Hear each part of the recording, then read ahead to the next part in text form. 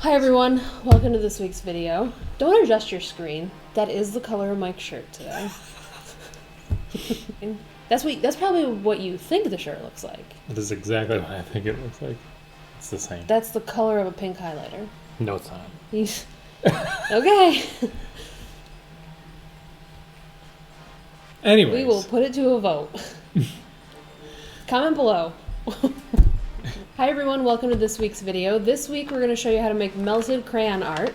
In your kits, you're going to have a canvas board and a variety of different color crayons. You'll also need a hot glue gun and a hairdryer, or maybe a heat gun. So in your kit, you've got all those crayons. We're just arranging them onto your canvas board. You'll want to arrange them in any kind of fashion, way that you want. Your color scheme is a little different than mine. One tip, you might want to arrange your crayons in a way where kind of like colors are near each other. So if you have a couple different greens and a couple different blues, you might want to put those near each other because when they melt and drip, they could mix together. And if the colors are similar, it won't give you such a muddy result when they mix. So you'll notice your crayons don't really span the entire length of the canvas, or the width of the canvas. I'm putting mine at an angle. Kristen's keeping hers just vertical up and down. Be careful while you're hot gluing your crayons that you don't burn yourself.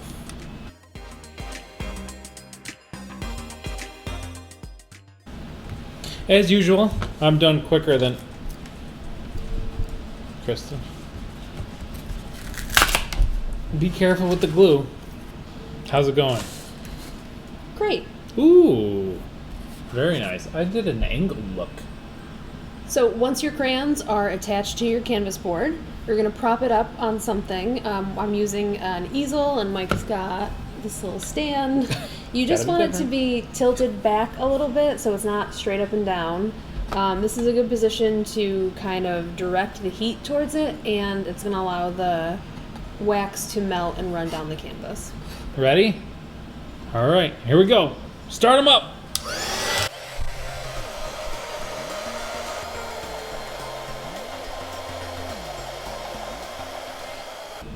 So once your crayons start melting, you might notice that depending on where you point the hairdryer, it's going to blow the wax that way. So you want to try to keep it pointed down and onto your canvas. And it helps also if you kind of go slowly and do it section by section.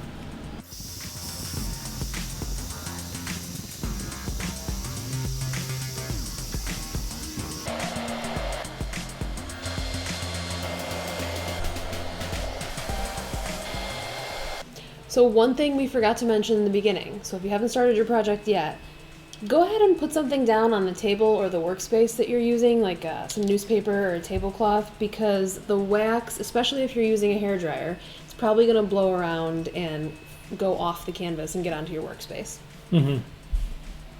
Look how different they came out. Yeah, the hairdryer is definitely going to take a little longer to melt the wax and really get it flowing, and it blows it as it melts, but yours kind of just dripped really thick down the canvas. Yeah, this one is definitely thicker. It's actually lost a lot of the crayon, and yours still has quite a bit left.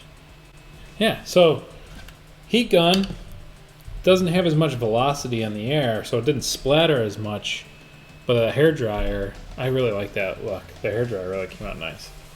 So whenever you're done, and you get to decide whenever this project is finished, you can keep melting them down or you can decide when to stop whenever it looks good to you. Just let it sit for like 15 or 20 minutes and make sure that all the wax has cooled and rehardened.